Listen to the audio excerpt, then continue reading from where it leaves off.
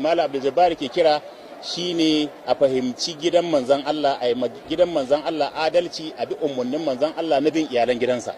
Shine abin da yake, kuma abin da Malam Zazzaki ke kira kenan. Saboda haka abin da aka yi Malam Ibrahim Zazzaki hafizahullah shine ake Malam Abdul Jabbar hafizahullah. Illa dai kawai salo suka sake da usulubi. Sun so ya zama na kenan inda so samu ne da yadda suke so ne abin da aka yi zare ki za su yi a Kano. To amma sai suka kila in sun yi ba za su iya gamsar da al'umma ba. Yanzu ma sun ji kunya, duk an gano su fi da su ta rana, duk an gano cewa ma a sai shi siyasa ce. Don Duje yana fashe haushin shi ne na Abdul Jabbar ya ki karban kuɗi ya rufa masa asirin dala. Ko baka lura ba. Sannan kuma Ganduje yayi magana yayi maganganu da suka bashi ruwa. Yana cewa an ce musu gafara sa sai kawai suka ga dan akuya. Yanzu sun aika shi mahauta.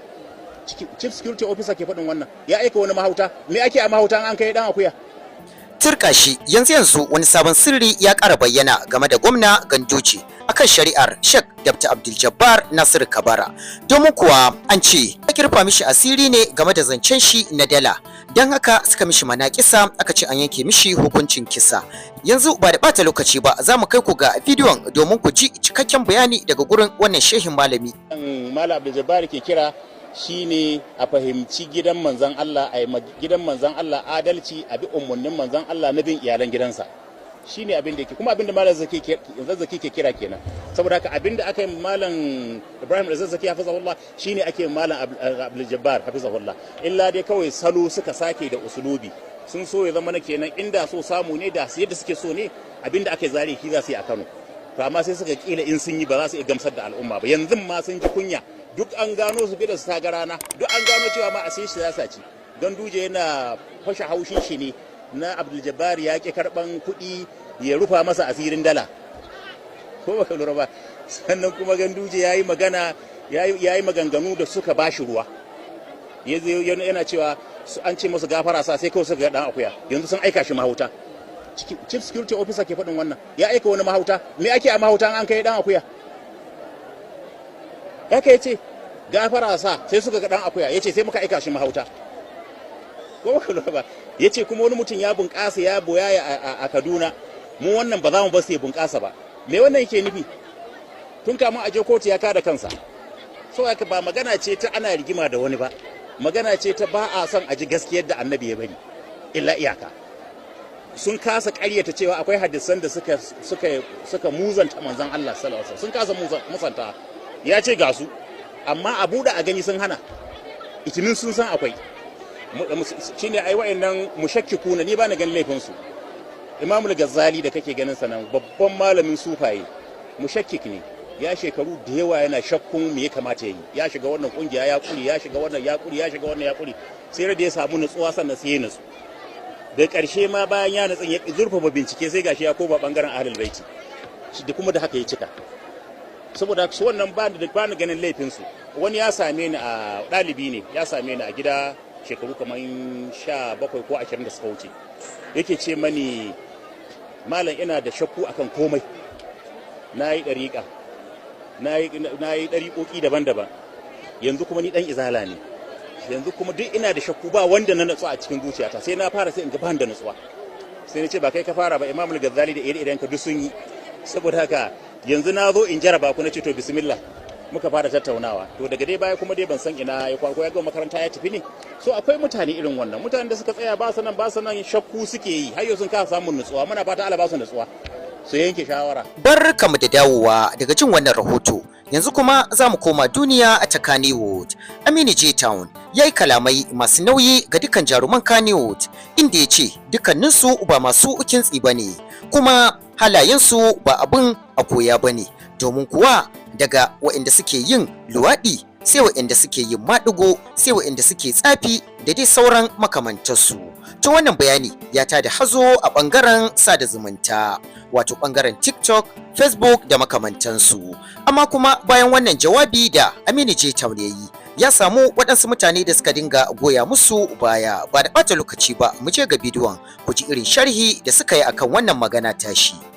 'Yar Kannywood 'yar luwaɗi, cewar Aminu J Town da ya fito yi bidiyo ya yi maganganu da yawa, yanzu zan sa muku maganansa ku ji. Masana'antar mu ce kawai zaka iya samun namiji ko mace suna aikata abubuwan nan da zan irga. Zaka iya samun mace ƴan ludi ce ana iskanci da ita baya, karuwa ce tana zuwa ta yi zina a biyata, ƴan lesbian ce tana iskanci da mace yar uwarta, tana kashe mutum in ta yi ciki tana iya zuwa ta zubda cikin ta yi kisa, sannan tana hada Allah da wani shirka, takan bubo kaye, tana neman sa'a da karfin stadium, tana so ta buge wance ta buge wance. Haka mazan kana iya samun namiji dan ludi ne a masana'antan, shi ludi yake kuma yana zina, yana bin bokaye. Malam a cikin manyan sabannin Allah da Allah ya ce wannan saban Allah chronic, wanne ne ba a yi a cikin wannan masana'antar? Wanne ne ba a yi? Amma an ce wai wayannan mutanen su ne suke koyar da tarbiyya, wai mu ne muke koyar da tarbiyya. Ni dai wannan Aminu J Town kenan, wanda ya fito yayi maganganu masu nauyi masu girma game da Kannywood. Wanda ya saurari maganan wannan bawan Allah, in har ba dan Kannywood bane ya sani fa ba zai yiwu ya san abubuwan da wannan bawan Allah ya sani dangane da Kannywood ba. Amma kun fito kuna zagin malamai, naji wani ya fito iya cewa shi Allah ya sa ya mutu yana fim. To kai dai ka mutu kana fim, mu mun roki Allah da kyawawan sunan shi 100 Allah dan surrukan da ka aje a cikin ayatul kursiyu, Allah kafin na mutu ka canja min sana'a mafi alkhairi, Allah ka rawa ni da wannan harka. Ko yau Allah ya bani sana'a tafi waka zama alkhairi, wallahi sai na batta, sai na je na ci halak, saboda na san waka haram ne, in na ci kudin waka kuma na ci haramun. Sannan duk wanda ya gina jikin shi da haramun, Allah ya ce ba zai sa shi a cikin aljannatul firdaus ba. Na sani ko yau na mutu ina waka, billahi allazi sai na je wuta. Na sani waka kowace iri malam haramun ci. Dan bura uba da mutun ya dan fara waka ko film ana jin zaga ya fara bleaching. Yan Daudu durun uwarku gaba daya, duk wanda yake ganin cewa Kannywood sana'a ne, to sai ya dauki kanwansa ko dadansa ko mamansa ya kai ta je ta yi hidiman Kannywood din ta yi sana'a, in yana ganin sana'a ne.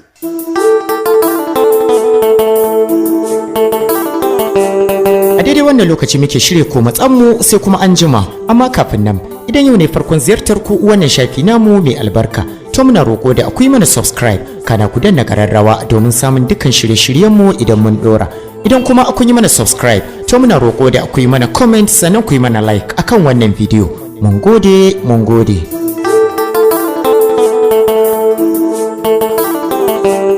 Kada dai ku manta kuna tare da Kundin Hausa TV, tashar Kundin Hausa a shirye take tsaf domin ilmantarwa, faɗakarwa da kuma nishaɗantar da ku a koda yaushe.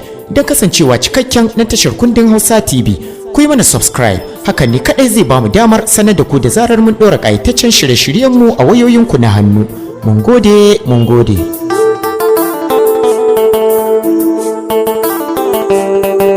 Duka-duka ana muka kawo ƙarshen wannan shirin a daidai wannan lokaci, sai kuma an jima idan kun ji mu ɗauke da wani sabon shirin.